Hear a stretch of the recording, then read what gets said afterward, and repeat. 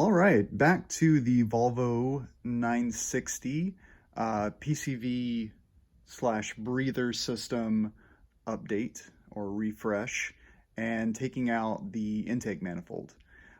This is the intake manifold and it's out of the car, which means success. But I want to explain briefly, maybe not so briefly, why this is so difficult on some US spec cars. And it's actually easier for me to show you this on my workbench as opposed to the car, except for one minor thing that we'll look at in a minute. So I'm going to start by contrasting the European spec 960 versus the US spec, at least I believe all the US spec versions. The major difference is the EGR, and it has a big part to play here. In the US and in Europe, you have a pretty simple job of taking this out. You have 9 bolts along the top flange here. 1, 2, 3, 4, 5, 6, 7, 8, and 9 hiding down here in between cylinders 5 and 6. Take those out. They're 10mm bolts. Some of them are kind of finicky to get to, especially these on the bottom, but all you really need is an extension, a 10mm socket, and a universal joint, and you can get that out pretty easily. When you're taking them out, I suggest stuffing a rag down in here so that you'll catch anything that might drop, because it's likely to do so. If you do successfully get the intake manifold out, it really doesn't matter so much if you drop it, because you'll be able to fetch it. But nevertheless, you should pay good attention. Some manuals suggest removing these rubber sleeves. I would suggest not doing it if you can.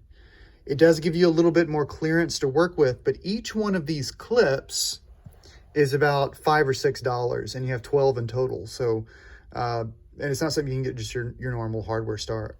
These are Oetker clips, single time use. Some people reuse them. For something as sensitive as this, I would not reuse them.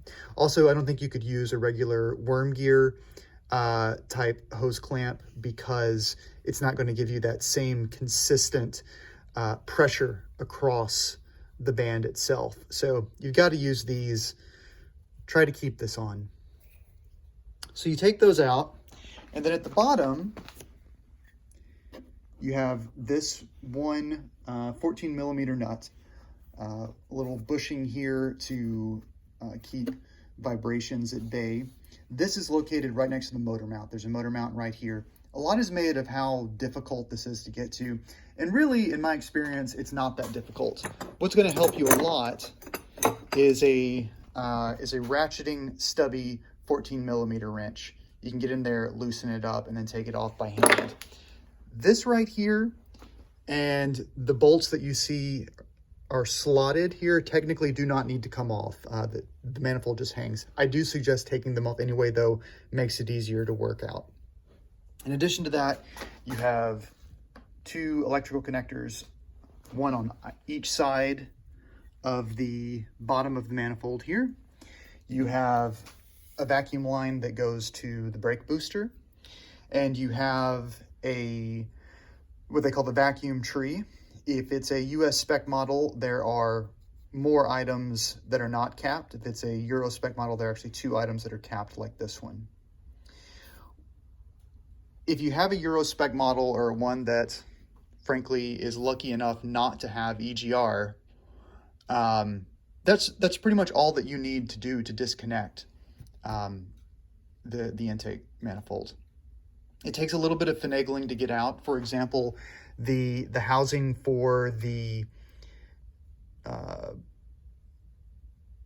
thermostat housing, sorry.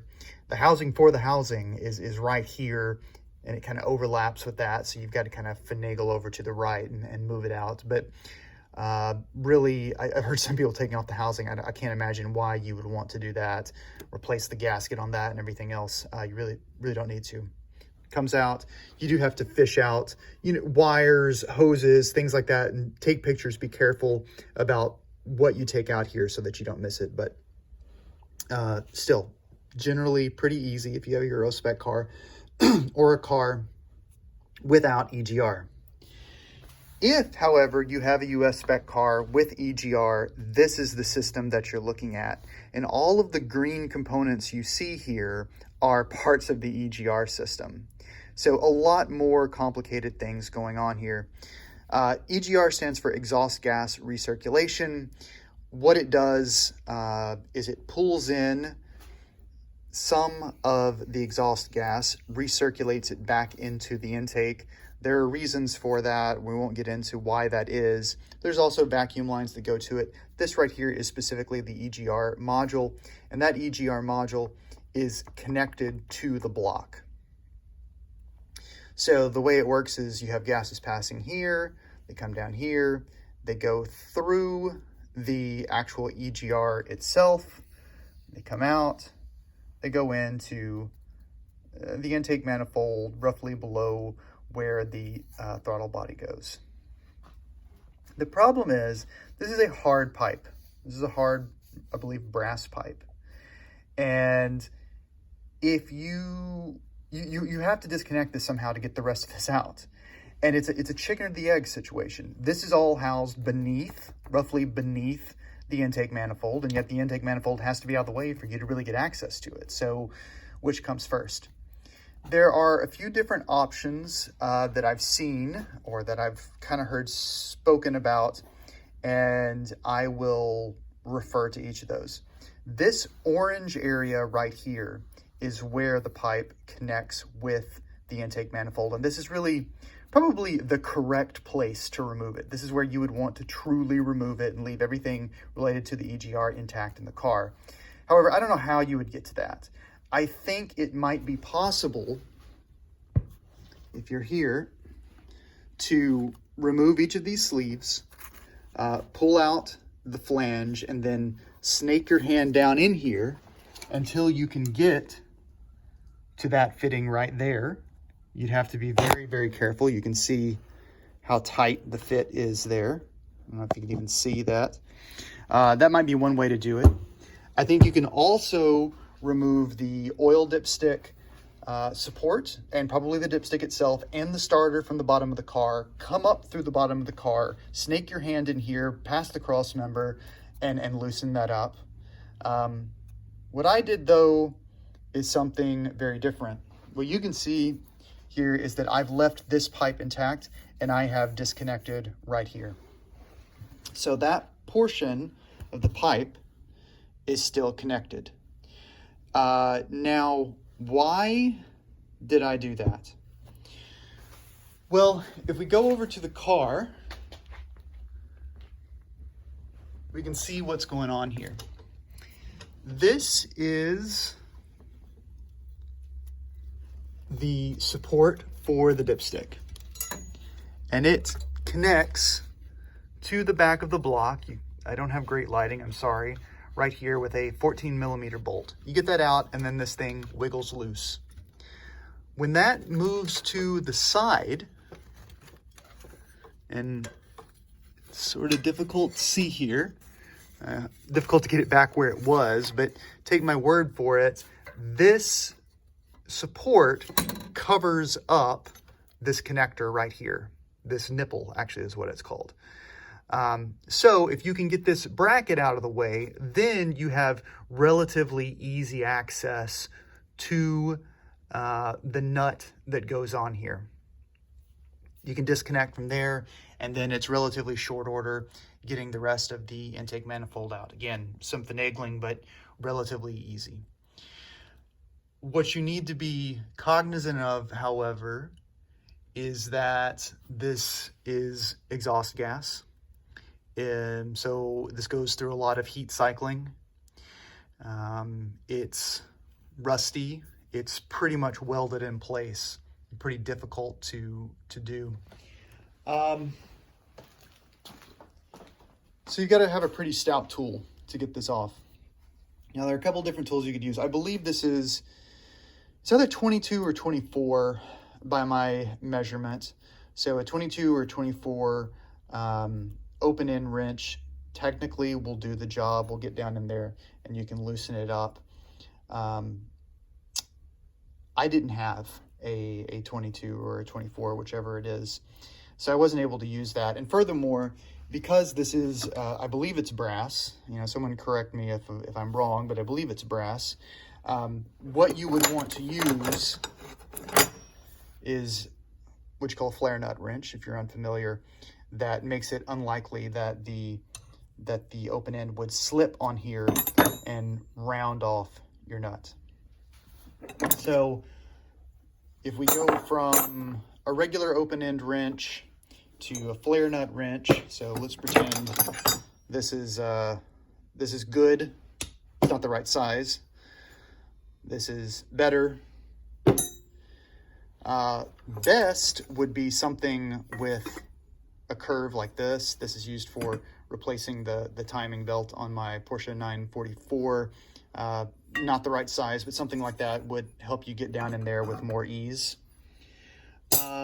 The absolute right thing to use is something that I don't own, which would be a crow's foot wrench with a flare. And I did not feel like buying that, so I didn't get that. What I did do is I soaked this overnight and then soaked it again in some PB Blaster to help loosen it up as much as possible. And I ended up using a crescent wrench. A crescent wrench is kind of the duct tape of tools, not something that you should really be using for delicate stuff like this, but I didn't want to buy another tool. I was relatively confident that I could get this on here very tight. I made sure that it fit just perfectly, and I was able to get it to turn and come off a little bit at a time. You will need a breaker bar to get the leverage here. Now, like I said, this is really stuck in place, so how do you get it off? Well, PB Blaster, breaker bar, the right tool, all those help. Ideally, though, what you need is heat. So propane torch, get this hot. That's going to expand this nut, and it's, you know, just a little bit, but enough to break that, and you're going to come off. This is a very dangerous place, though, to be using a torch. If we look here, we've got fuel lines here, we've got fuel lines here, we have the whole fuel rail here. I am not going to recommend that you use a torch. If you feel very confident in using a torch, you've done it before and you map it out, and you go ahead and do it. I won't tell you what I did, whether I did or didn't do that, but for the sake of safety, remember you got fuel lines there. Breaker bar and the correct tool is probably your best friend. Get that out. You disconnect your lines. I'm not going to go through where all the lines go. You can mark them. You can be careful about them. Be sure to inspect things as you take them out. Be careful as you take this out because you're dealing with a lot of brittle wires and hoses. You're going to be replacing the hoses, but still, do those things and should come out. This is from a Volvo TSB. The number here is PV25068485.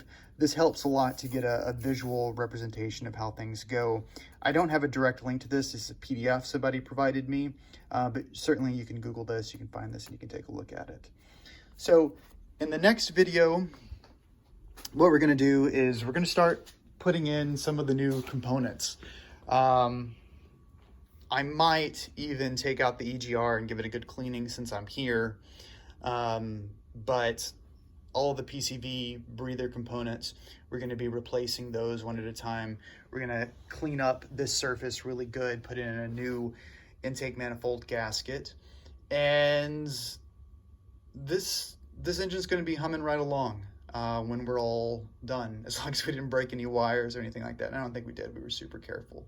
But in short, that is not so in short. That's a long video explaining how you remove the intake manifold from a Volvo 960 that has EGR.